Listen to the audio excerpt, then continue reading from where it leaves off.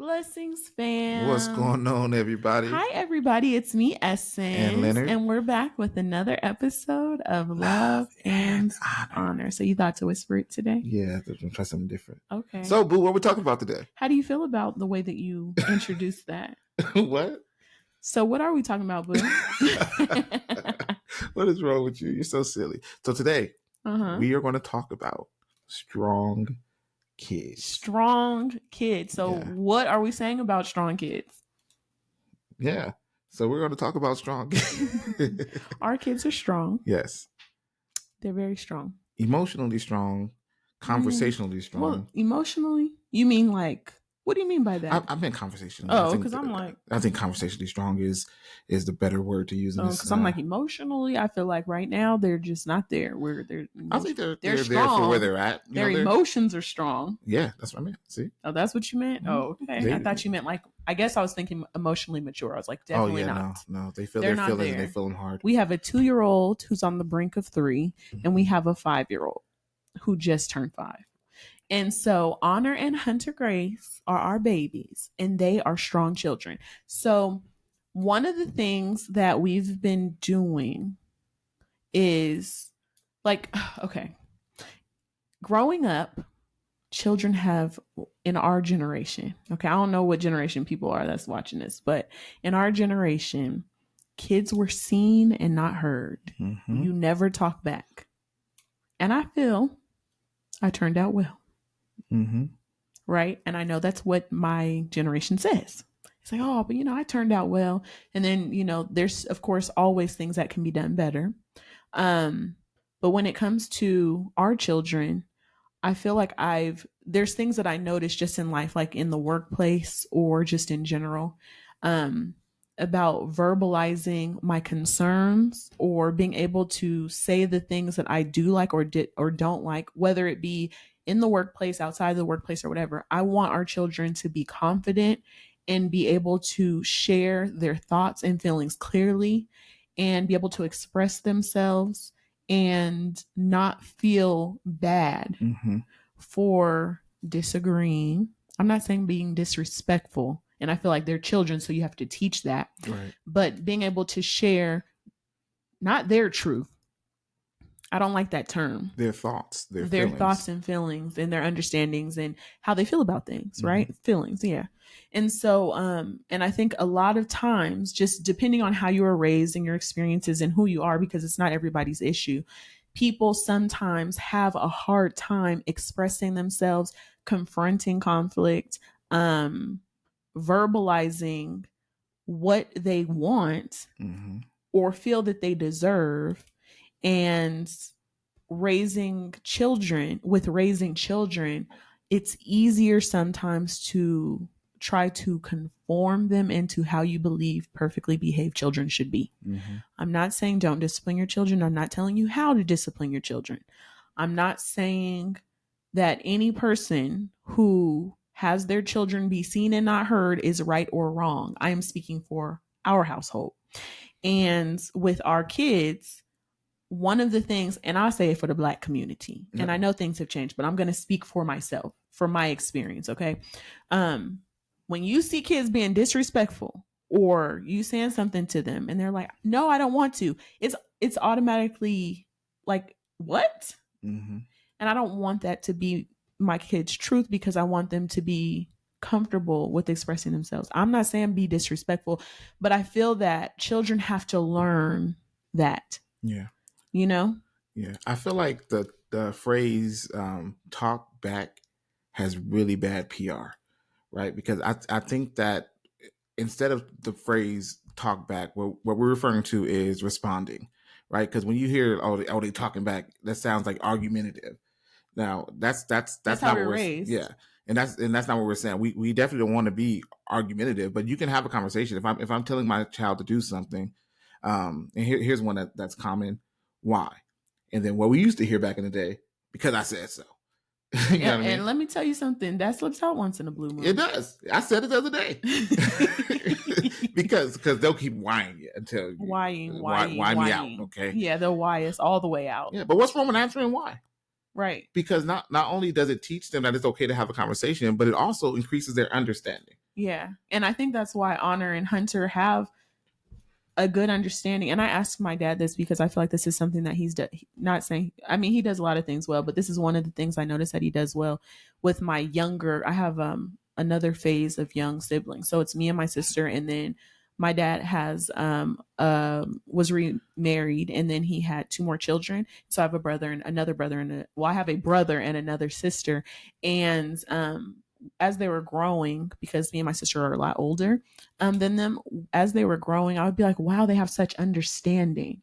And I'd be like, how is it that you like get them to get it? Mm-hmm. And he was like, I check for understanding. Like when I'm talking to them, then I'll be like, so what did I say to you? Mm-hmm. And I do that with Honor and Hunter. And I notice sometimes they're listening and sometimes they're not. You can always tell. And then I have to repeat myself, mm-hmm. which is okay because they're growing and they're learning and we're raising up children in the way they should go. So when they're older, they won't part from that. And it's not, we do that you got to do that with the word, mm-hmm. but you also have to do it on the practically. Yes. Like outside of just the word is practical. Yeah. But like we have to do that on how they are going to be. We want to raise respectful, honest, kind, loving, assertive. And there's nothing wrong with being assertive children. Mm-hmm. Like I want them to grow up and be confident in their answers. I want them to grow up and know that it's okay if you don't want to do the things that you're being told to do.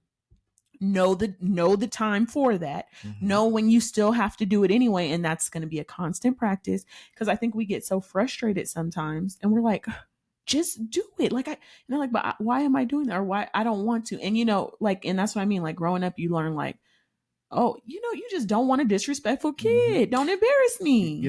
There's been times where there's conversations where I told Anna to do something and he kind of pushed back respectfully. And, I'm like, why? Why am I making him do it? It's okay, son. Go do your thing. Because sometimes you'd be like, wait, do I double down here? Yeah, but like he was right. He was right the whole time.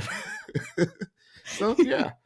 Really? Yeah, absolutely. It's been more than once. And the thing is, we teach them. They're getting it from they watch a lot of educational shows on TV, but then we teach them. We're teaching them things, and they're sponges, and they'll just they'll receive the information and then bring it back up. Like you'll be like, how do you know this? You taught me, Mama, or something. The other day, me and Honor and Hunter were in the car, and we're waiting for you to come out. I don't remember where it was going. We were going somewhere, and Honor had did something and I didn't like it. So I gave him this look. And then it was like a very assertive, almost mean. I'll say it. It was a mean look. You're looking at my baby mean? Yeah. And then Hunter said, Dad, why are you looking at Honor like that? And I was like, yo, why am I looking at myself like this? I love him. So I fix my face. I just say, man, you can't be doing that. They'll put you in your place. Yeah. And I think it's a good thing. But it's because they see that modeled. Yeah. So they see and recognize, okay, you're not supposed to behave that way because we teach them, fix your face. Like, why are you looking like that? Like, and I try to tell them because my honey bear, my sweet girl, she sometimes will make faces. That's probably where she gets it from. Probably. And I'll call her out. I'll be like, Hunter Grace, this is not how we behave. It's okay to get angry. It's okay to, not be happy with the situation or people not to do what you want them to do, but you don't have to be mean. You don't have to make a face. You don't need to have a bad attitude about it. I sure did.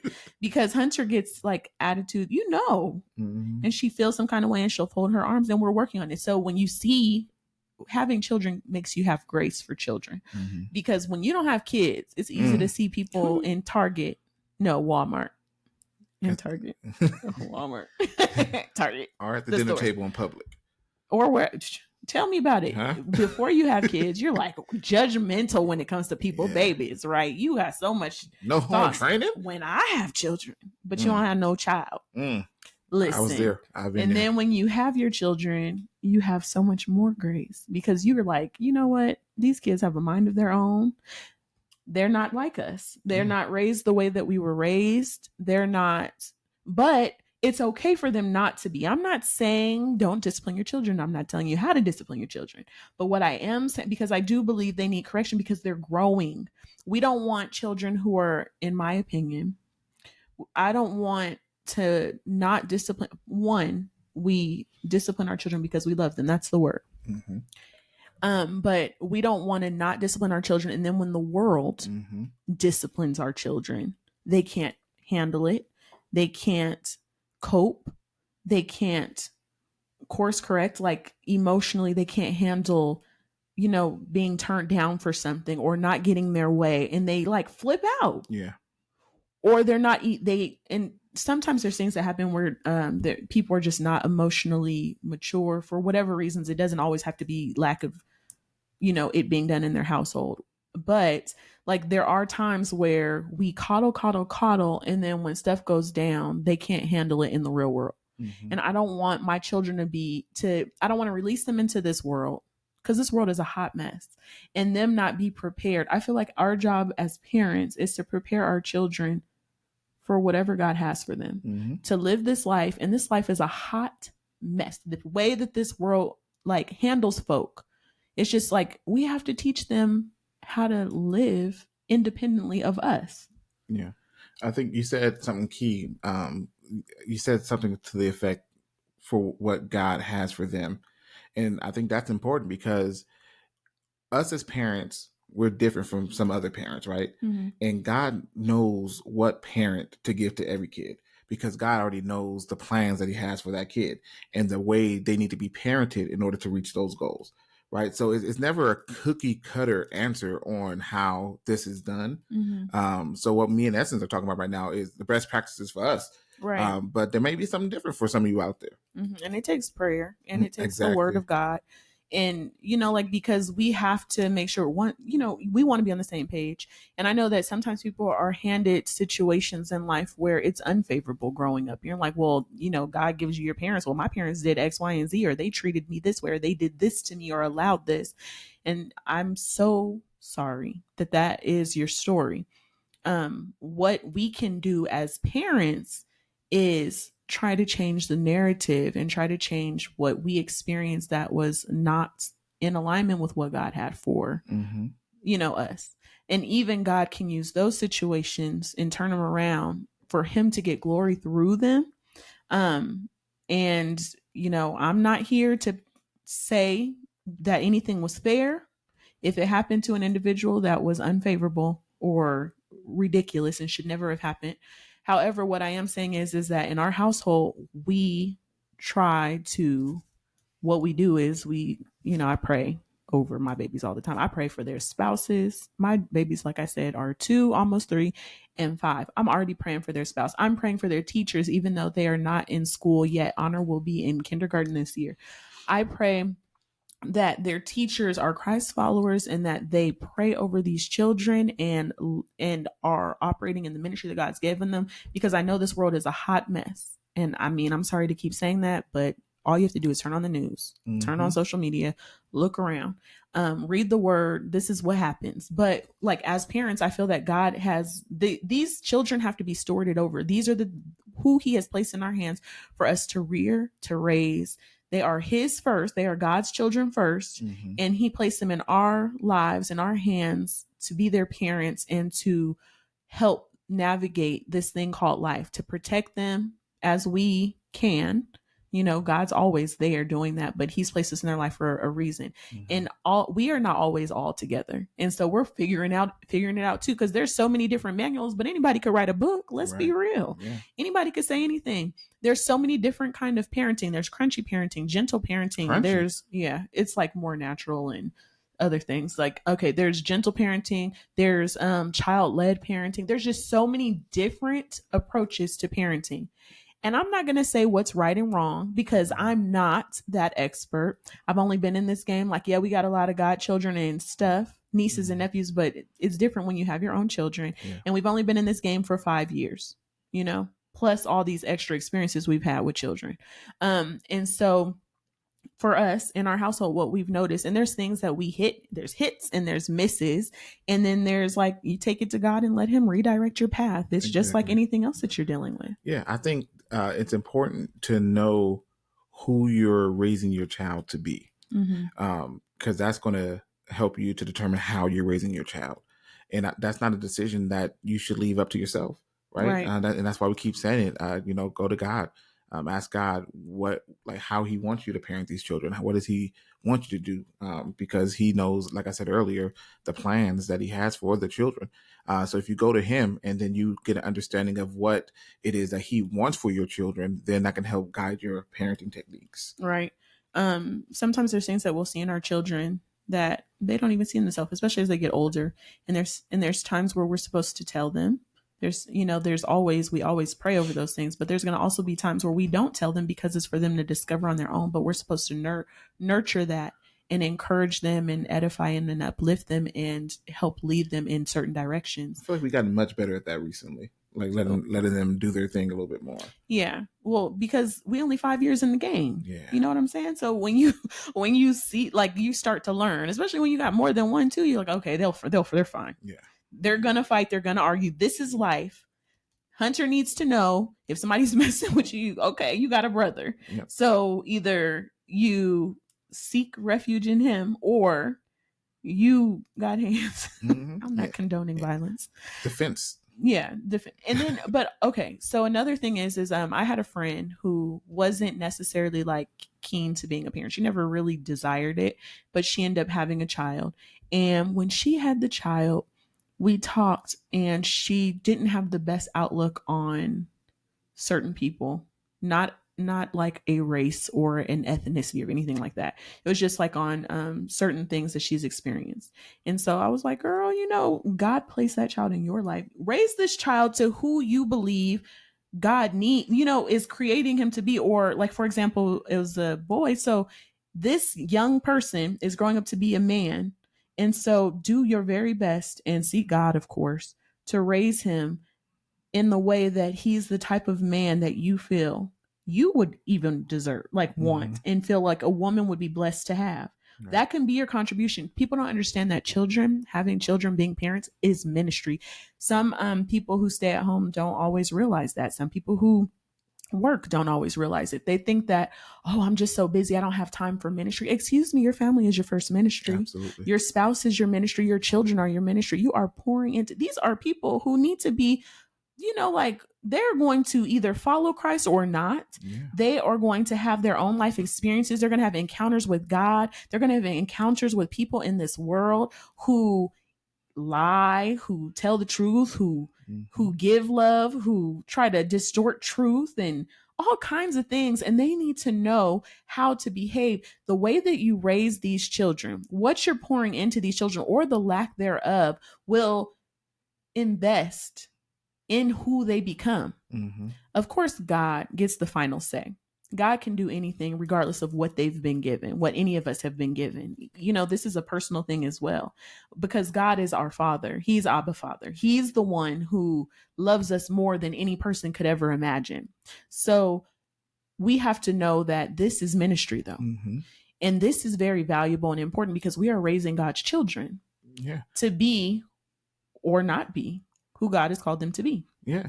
And not only that, on the spiritual side, but even on a more natural side, these children that we're raising are going to shape the world in the future. And listen, some of the things and I'm not trying to come for anybody, but like the school system, like lack of cursive, can't read an analog clock, mm-hmm. I believe, different things. You're like, wow. Or just certain things. You're like, this is our future. Yeah. These are the ones who going to be making decisions for us when we're old and decrepit, when that time comes, if God doesn't return. I'm sorry. I just never understood why there was a cursive. Like, just write regular. Why are we doing all this? Like, what's the purpose of that? It is faster. Slow down. That's the problem with society now. Everybody try to be quick. Listen, if you're taking notes and you have a test or you're trying to do something, because we didn't have computer. Everybody didn't have a computer back in the day. And you'd have to write. You need to know how to read that. Yeah, no, I get it, but like, well, they can't read it, and a lot of people write cursive. So all you have to do to hide things from the youth today is to write it in cursive, and they won't be able to read it. They don't teach it anymore? No, I don't believe they do. Oh, good. Maybe at private schools. I never liked it. It doesn't matter about liking it. You want to have the tools to succeed, and if I can write cursive and you can't, and we write in cursive. Just don't. You have been left out. Okay. My children are going to know cursive. They're going to know how to write it. But anyways, so it's ministry. Being a parent is ministry. Like, don't think that you don't have time to get involved and do that. You are very valuable. Like, you are doing big things, okay? Pouring into our future, pouring into little, Christ followers, like we are raising children. Yeah. And one of the things, and I said this on one of the episodes before, it's been a long time ago. One of our close friends, she's one of our children's godparents. She said, and I took this away and I still bring it up because it's that impactful, was one of the prayers that she has for her children is that God allows her and her husband to discipline their children in a way that doesn't break who he's calling them to be.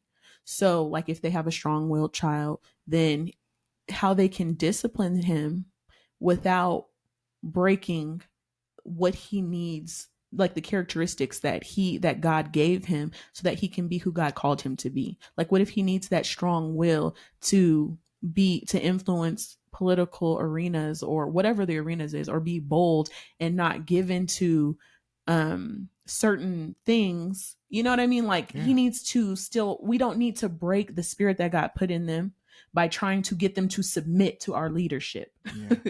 We need to take our role, like, look at it differently if that's how you view it. Because it's easy to be like, you're a child, you should be seen and not heard. You just listen to what I tell you. You don't need to think, I'll think for you. Because what that does is when you get into the world, you're going to want to people please. Not always, but sometimes. You may want to people please or always do stuff as you're told. But then when it comes to you having your voice and sharing the things that you desire, you may not even know because you've never had the opportunity to dream or think or, you know what I mean? Have ideas. But as parents, think about our relationship with God. I feel like this is a time and a place for us to really hone in on our relationship with God, because God is our Father. God is our parent. God restores and fixes the areas where we've lacked, and our human parents have lacked in life. God is someone who wants us to succeed like we want our kids to succeed, and loves us so deeply like we love our kids so deeply, unconditionally. It's our relationship with God. Like, when you're a parent and you're living this thing out with your kids, you are tangibly seeing, even though we feel it and we experience it and we do see it, we are seeing the love of God, the Father, to us. Like, think about, it's like so many things that I see and I'm like, wow, God, like, I see you all up in that. Like, Honor will be in bed. This was like a while ago when he would cry. Some once in a while he will, but when he's crying because he's really tired, but he don't want to go to sleep. And you're like, sometimes you just have to leave the room because you can't stand there because he won't go to sleep. And now he feels alone, but you're right there. And he feels like, I don't want to go to sleep, but that's what he needs to grow for his health and wellness, for him to be rested and, like, all those things. He needs this. And as a parent, I know I have the foresight and I love you and I want the best for you. And I know this is what you need. So you're going to be uncomfortable and you're going to be sad and you're going to cry, but you need this. You need to go to sleep. Yeah, that's you good. Need to be still. And it's like, that's how God is. So a lot of the relationships that we have in our life, I feel, are pictures of our relationship with God, whether it be a marital relationship with your husband and wife, because who's the bridegroom? We're the bride. The church is the bride. The bridegroom is Jesus, right? And so in a relationship, you be learning stuff about yourself. You be seeing the relationship of Jesus and the church, us. As parents, we see God the Father and us as children. And it's modeled in everyday living with these kids. Because I know with me, I just see stuff all the time. Like, Hunter will just be pouting and mad and want something that I'm giving her anyway. And she's mad because she doesn't have it yet, but I'm giving it to her anyways. And sometimes it's like, just wait because I'm giving it to you at the right time. Yeah. God does that with us all the time because we are his children. And so these relationships that we are living are God showing us, it's not that easy. It's a whole bunch of other things, but so you don't have nothing to add because I've just been talking. So I'm trying to let you talk, boo. No, I think that was good. Yeah. And so back to Strong Kids. It's okay if your children are not, I'm not saying have them be disrespectful to authority and not follow rules. And I'm not saying anything like that, but I'm saying it's okay for us to raise children who are not developed to be who they are called to be in Christ. right? And if they are, I want, and I don't want this just to be an essence thing, like, oh, I want this. I want to be led by God in how I'm raising them. And when I see certain traits in them that I feel like, oh, wow, this is like honor. For example, he has this mind that not only will he remember, but he can figure stuff out, like how it works. And, he retains information and he can just figure it out. And I'm like, wow, it's so amazing. So when I see those things, like, do I try to get him to just do it this way, the way that everybody says it should be done? Or do I let him explore? I wish, I experienced more of that growing up. Yeah, let him explore. Let him explore. Yeah. But yeah, so kids are different. Raising kids is not for the faint of heart. It is not easy. If you just happen to have that child and it is super easy, then praise the Lord. What a blessing from him. But listen, I know how I am with God, and I know that Essence needs that parenting from him. And so we just can't conform our children. Like, God created each of us individually. We're no better. This is like another episode, right? But we're no better than our children because we have more knowledge and there's things that we can learn from them. Absolutely. So allow them to be who God created them to be. Don't try to, I can't even think of the word I'm thinking of. Don't allow them to, allow them to be who God created them to be. So close this out, Boo, with some finishing thoughts on the strong kid. Yeah, for us, I mean, we allow children to be strong within boundaries, and I think that's the important part. Knowing when, where, how, but not taking it away from them. So this has been within boundaries. Yeah. Okay. Like what? What do you mean? What do you mean? Within boundaries, like when to do, what to do, and how. That's all it's saying. It's just elaborate a little bit on what boundaries you're referencing. Yeah, okay, got you. That's all I have. This has been another episode of Love and Honor. You guys stay blessed.